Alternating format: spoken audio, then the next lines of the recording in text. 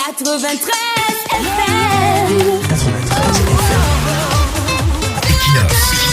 Radio.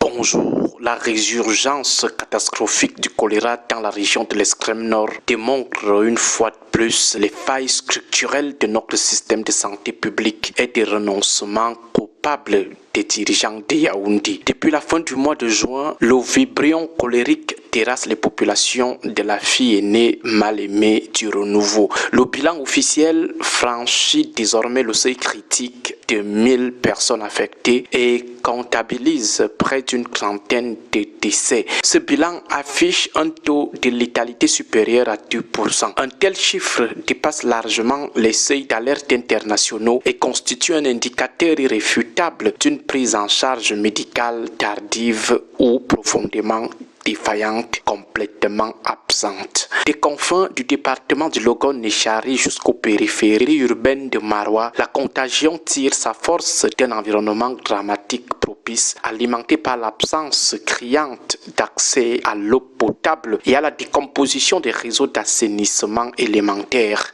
Les populations marginalisées se trouvent aux contraintes de consommer quotidiennement l'eau stagnante de mares insalubres et des puits ouverts. Les gens partagent l'eau avec les chameaux dans la région de l'extrême nord. Dans ces territoires vulnérables à l'insécurité transfrontalière et les flux constants de déplacement compliquent la traçabilité épidémiologique. La bactérie progresse sans obstacle majeur face à un dispositif de surveillance communautaire totalement dépassé et sous-équipé. Devant cette hécatombe pourtant prévisible, la réaction des gens de Yaoundé s'est une nouvelle fois résumée à une gesticulation institutionnelle bien rodée, le one-man show du ministère de la Santé. Sur le terrain délaissé de la réalité quotidienne, les promesses solennelles de prise en charge gratuite des malades proclamées se heurtent à la douloureuse vérité des faits qui est tout simplement l'abandon des populations par le régime RDPC. Les centres de traitement du choléra souffrent d'une pénurie chronique et dramatique de solutés,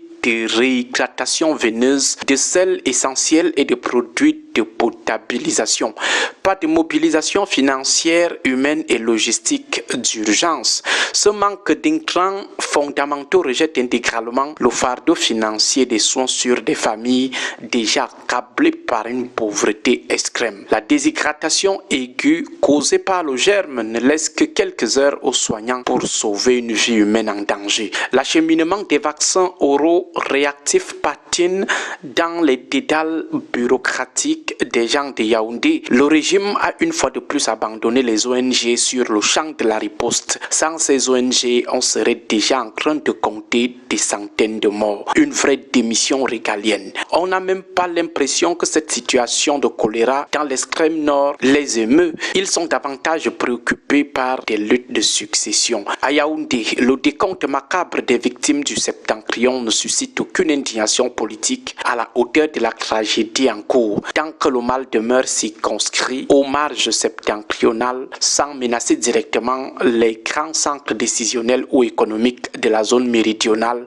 quoi là-dedans, tant que Yaoundé respire, le Cameroun vit. Ils n'ont jamais cherché à mettre sur pied des dispositifs pertinents de prévention des épidémies.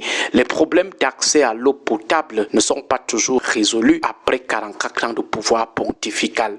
Les problèmes d'hygiène ne sont pas résolus. Même chose avec les inondations. On sort des milliards pour des digues. Les gars s'asseyent à Yaoundé et ils mangent avec ensemble des petites filles. Voilà l'un des domaines de prédilection de nos gens de 82. Les grosses dépenses en vin et en luxure. Aussi, le reste de la nation s'en fout éperdument de ce qui se passe actuellement dans l'extrême nord. Les médias en parlent peu. Ce qui intéresse les gens, c'est le buzz d'un capitaine et le congossa de sous-vêtements d'un colonel. Courage aux populations de l'extrême nord, la région où tout vient à l'extrême. Quand il pleut là-bas, c'est à l'extrême.